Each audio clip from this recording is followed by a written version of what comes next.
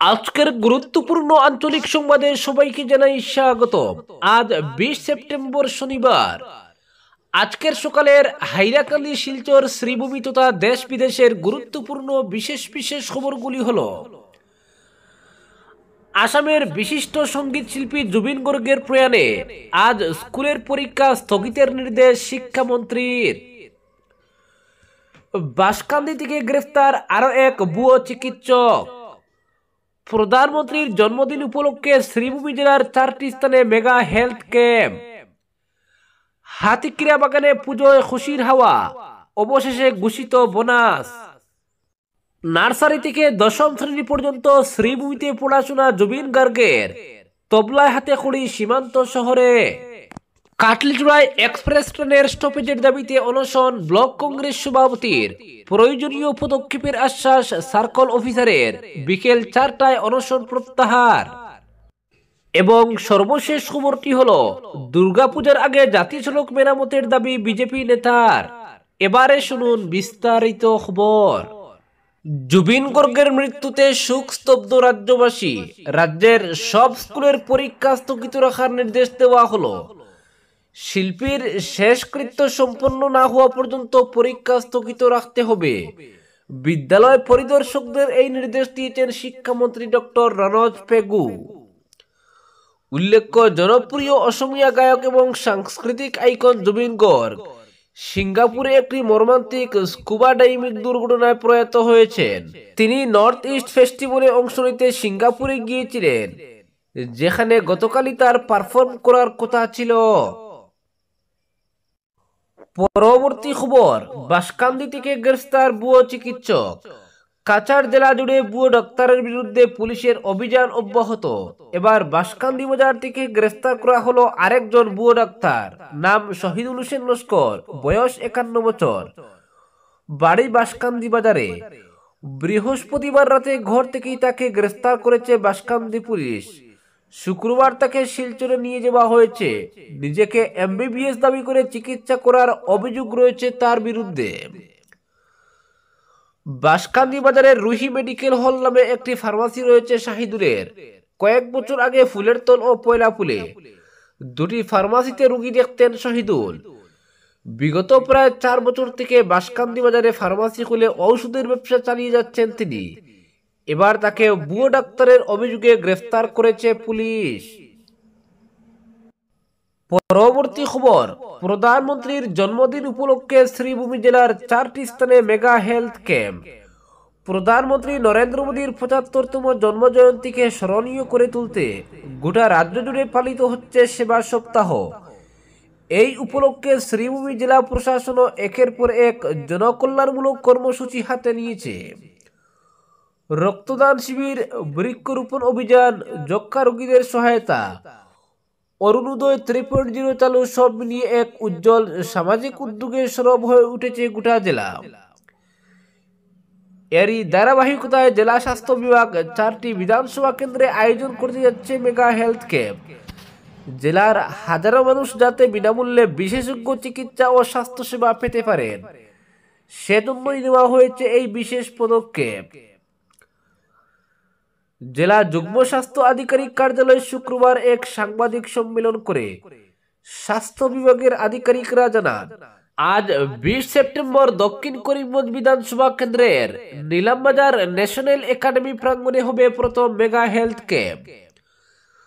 10 October Ramkrishnanagar বিধানসভা কেন্দ্রের Ramkrishnanagar college প্রাঙ্গণে আয়োজন করা হবে দ্বিতীয় ক্যাম্প।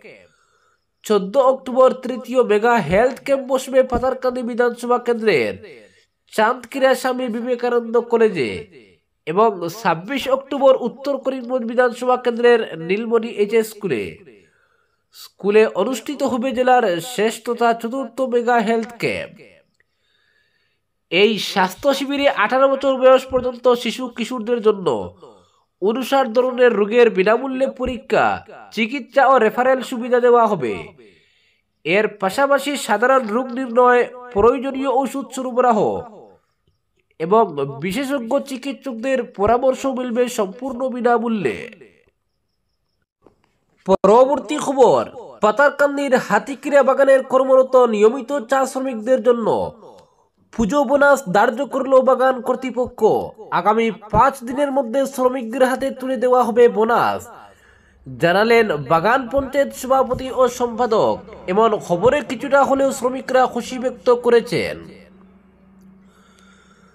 হাতিকিরা বাগানের 8 নং ডিভিশনের পঞ্চায়েত সভাপতি ও সম্পাদক যথাক্রমে জয়চাঁদ গোয়ালা ও নিতাই তাঁতি জানান, সম্প্রতি অনুষ্ঠিত এক সভায় হাতিকিরা চা বাগান কর্তৃপক্ষ ও সংশ্লিষ্ট 4 ডিভিশন বাগান পঞ্চায়েত কর্মকর্তাদের চূড়ান্ত আলোচনায় এবারও চা শ্রমিকদের মধ্যে বোনাস প্রদানের সিদ্ধান্ত নেওয়া হয়। এতে মোট 4 ক্যাটাগরিতে বোনাস প্রদানের প্রস্তাব গৃহীত হয়। শ্রমিকদের মধ্যে যারা পুরো বছরে 251 দিনের উপরে কাজ করেছেন তারা পাবেন 14% হারে বোনাস। বাকিদের মধ্যে যারা 201 থেকে 250 দিনের কাজ করেছেন তারা পাবেন 12% হারে। যারা 151 থেকে 200 দিন পর্যন্ত কাজ করেছেন তারা পাবেন 10% করে। আর যারা 150 দিন পর্যন্ত কাজ করেছেন তারা পাবেন শুধুমাত্র 8.33% হারে।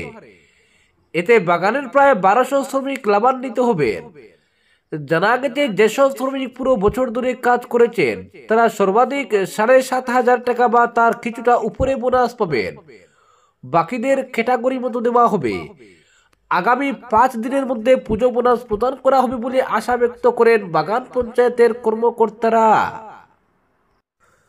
পরবর্তী খবর, নার্সারি থেকে 10ম শ্রেণী পর্যন্ত শ্রীভূমিতে পড়াশোনা জুবিন গর্গের। তবলায় হাতে খড়ি সীমান্ত শহরে। গোটা দেশের সঙ্গীত জগতের হার্টথ্রব সঙ্গীত শিল্পী জুবিন গর্গের শৈশব কেটেছে শ্রীভূমি তথা তৎকালীন করিমগঞ্জ শহরে। তার বাবা মোহিনী মোহন বরঠাকুর ছিলেন তৎকালীন করিমগঞ্জ মহকুমার একজন এক্সিকিউটিভ ম্যাজিস্ট্রেট। জুবিনের বাল্যকাল, পড়াশোনা এবং বেড়ে ওঠা এই প্রান্তিক শহরে। নার্সারি থেকে ক্লাস 5 পর্যন্ত জুবিনের পড়াশোনা নীলমণি রোডের প্রান্তিক কিন্ডারগার্টেন স্কুলে। সাল ছিল 1975। তখন এটি ছিল শহরের একমাত্র ইংরেজি মাধ্যম স্কুল। রমণীমোহন ইনস্টিটিউটে ছিল স্কুলটি। শুক্রবার সিঙ্গাপুরে স্কুবা ডাইভিংয়ে এই মহান গায়কের মৃত্যু ঘটলে শ্রীভূমি শহরে শোকের ছায়া নেমে আসে। তার স্মৃতিচারণ করতে গিয়ে 2 বাল্যবন্ধু চিরদীপ ভট্টাচার্য ওরফে সুমন এবং বিক্রম দে ওরফে জয় সুখে বাকরুদ্ধ হয়ে পড়েছেন। সুমন জানান, নার্সারি থেকে 5 পর্যন্ত তিনি জুবিনের সঙ্গে পড়েছেন। অত্যন্ত প্রতিভাধর জুবিন সব সময় তাদের সঙ্গে মিলেমিশে থাকতেন। তার জানার আগ্রহ ছিল অপরিসীম। জুবিনের অত্যন্ত কাছের বন্ধু ছিলেন বিশিষ্ট ক্রিকেটার বিক্রম দে। তিনি জানান, নার্সারি থেকে 10ম শ্রেণী পর্যন্ত পড়াশোনা করেছেন জুবিনের সঙ্গে। 10ম শ্রেণীতে পড়ার সময় জুবিনের বাবার ট্রান্সফার হয়ে যাওয়ায় জুবিন মাধ্যমিক পরীক্ষা দেন ব্রহ্মপুত্র উপত্যকা থেকে। তৎকালীন করিমগঞ্জের সরকারি উচ্চ মাধ্যমিক স্কুলে 5 থেকে 10ম শ্রেণী পর্যন্ত বিক্রম ছিলেন তার সহপাঠী। 1981 থেকে 1987 সাল পর্যন্ত সরকারি স্কুলের ছাত্র ছিলেন জুবিন। কথাগুলো জানাতে গিয়ে বারবার কান্নায় ভেঙে পড়ছিলেন তিনি। শৈশবের স্মৃতি রোমান্তর করে তিনি সংবাদ মাধ্যমকে জানান, জুবিনের গোত্র হলো গর্গ, তার সারনেম বরঠাকুর। জুবিন নিজের নামের সঙ্গে গোত্রকে জুড়ে দিয়েই গর্গ লিখতেন। পরবর্তী খবর, দূরপাল্লার এক্সপ্রেস ট্রেনের স্টপেজের দাবিতে শুক্রবার কাটলিজোড়া বাজারের নেতাজি মূর্তি পাদদেশে অনশনে বসেন কাটলিজোড়া ব্লক কংগ্রেস সভাপতি বাচ্চু পাল।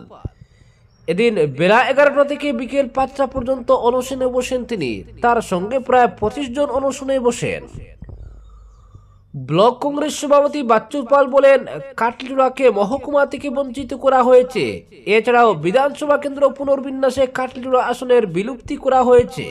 এছাড়াও কাটলিজোড়ায় ব্রডগেজ স্থাপন থেকে রেল স্টেশন আদায়ের জন্য সংগ্রামের কথাও তুলে ধরেন। কাটলিজোড়ার বঞ্চনার জন্য বাচ্চু পাল বিজেপির নিষ্ক্রিয়তাকে দায়ী করেন। অনশনকে কেন্দ্র করে বহু মানুষের জমায়েত হয়ে পড়ে। যানজট সৃষ্টি হবে বলে এত বেশি সংখ্যক মানুষকে অনশন স্থল থেকে কিছুটা দূরে যেতে আহ্বান জানালে কৌতূহল মানুষ তা মেনে নেন। পরে বিকাল 4টা নাগাদ কাটলিজোড়ার সার্কেল অফিসার মৃগাঙ্কি দাস অনশন স্থলে আসেন। তিনি বিষয়টি জেলা শাসকের নজরে এনে রেল কর্তৃপক্ষের সঙ্গে যোগাযোগ করার আশ্বাস দেন এবং অনশন প্রত্যাহার করার অনুরোধ জানান। তার আশ্বাসের পরিপ্রেক্ষিতে বাচ্চু পাল এবং অন্যরা অনশন প্রত্যাহার করেন। পরে বাচ্চু পাল এক স্মারকপত্র সার্কেল অফিসার মৃগাঙ্কি দাসের হাতে তুলে দেন। স্মারকপত্রে স্টপেজের দাবির সপক্ষে বেশ কয়েকটি তথ্য তুলে ধরা হয়। এতে বলা হয়, কাটলিজোড়া মিজোরামের প্রবেশদ্বার, পলিটেকনিক এবং ITI সহ অন্যান্য শিক্ষা প্রতিষ্ঠান রয়েছে কাটলিজোড়ায়। রয়েছে ব্যাটালিয়ান ক্যাম্প, যে ক্যাম্পে পুলিশের নিয়োগপ্রাপ্তরা প্রশিক্ষণ নিয়ে থাকেন। ওইসব প্রতিষ্ঠানে দূর দূরান্ত থেকে মানুষ আসা যাওয়া করেন। এসব বিবেচনা করেই জনস্বার্থে কাটলিজোড়ায় দূরপাল্লার ট্রেনের স্টপেজ দাবি জানানো হচ্ছে। সাইরং থেকে দূরপাল্লার ট্রেনের স্টপেজ লালাবাজার জামিরা কাটলিজোড়ায় দেওয়ার দাবি জানানো হয়। লালাবাজার এবং জামিরা স্টেশনে দূরপাল্লার ট্রেনের স্টপেজের ব্যবস্থা করা হলে কাটলিজোড়ায় হয়নি। এ নিয়ে কাটলিজোড়ায় প্রতিক্রিয়া দেখা দিলেও জোরালো আওয়াজ উঠেনি। এর প্রেক্ষিতে ব্লক কংগ্রেস সভাপতি বাচ্চু পাল কাটলিজোড়াকে বঞ্চিত করার প্রতিবাদে এবং স্টপেজের দাবিতে অনশনে বসে। উল্লেখ্য, ব্লক কংগ্রেস সভাপতি বাচ্চু পাল বৃহস্পতিবার সামাজিক মাধ্যমে কাটলিজোড়া রেল স্টেশনে স্টপেজের দাবিতে অনশনের ঘোষণা করেছিলেন। এতে রাজনীতির ঊর্ধ্বে উঠে বৃহত্তর কাটলিজোড়ার স্বার্থে সবাইকে অনশনে সামিল হওয়ার আহ্বান জানিয়েছিলেন। তার এই আবেদনে সাড়া দিয়ে এলাকার মানুষ অনশনে সামিল হন। পরবর্তী খবর, দুর্গাপূজার আগে জাতীয় সড়ক মেরামতের দাবি বিজেপি নেতার। ৬ নম্বর জাতীয় সড়কের মালিডহর থেকে কাটিগুড়া চৌরঙ্গি পর্যন্ত প্রায় ২১ কিলোমিটার অংশে পথের মধ্যে গর্ত, না গর্তের মধ্যে পথ তা বোঝার উপায় নেই। এই পরিস্থিতি চলছে গত ৬ মাস থেকে। সামনেই দুর্গাপূজা। দুর্গাপূজার আগে ৬ নম্বর জাতীয় সড়কের মালিডহর থেকে কাটিগুড়া চৌরঙ্গি পর্যন্ত সড়কের এই ভয়ানক অবস্থা মেরামত করার দাবি জানিয়েছেন বিজেপির রাজ্য পরিষদের সদস্য তথা প্রাক্তন জেলা পরিষদ সদস্য সুব্রত চক্রবর্তী। শুক্রবার তিনি এ ব্যাপারে কাটিগুড়ার সার্কেল অফিসার ডক্টর রবার্ট টুলর এবং NHIDC এর সিনিয়র ম্যানেজার সোমনাথ সিলের কাছে এই দাবি জানিয়ে বলেন, চৌরঙ্গি, কালাইন, লক্ষ্মীপুর, গুমড়া, পাইকান, দিগরখাল বাজার, টুলগেট, মালিডহর সহ জাতীয় সড়কে বিরাট গর্তের সৃষ্টি হয়েছে। পুজোর আগে সড়ক মেরামত করা না হলে পুজোয় দেখতে আসা লোকেরা আনন্দ উপভোগ করতে পারবে না এবং দুর্ঘটনা হতে পারে। এছাড়াও কাটিগুড়ায় জাতীয় সড়কের পাশে প্রায় 17টি পুজো প্যান্ডেল রয়েছে। তাই অতি সত্বর জাতীয় সড়কের গর্তগুলি ভরাট করা খুবই প্রয়োজন বলে মত প্রকাশ করেন বিজেপি নেতা। বিষয়টি নিয়ে সার্কেল অফিসার ও NHIDC কর্তৃপক্ষের সঙ্গে আলোচনার পর পুজোর আগেই সড়ক মেরামত করা হবে বলে সিনিয়র ম্যানেজার সোমনাথ সিল সুব্রত চক্রবর্তীকে আশ্বাস দিয়েছেন। আজকের বিশেষ সংবাদ এখানেই সমাপ্ত।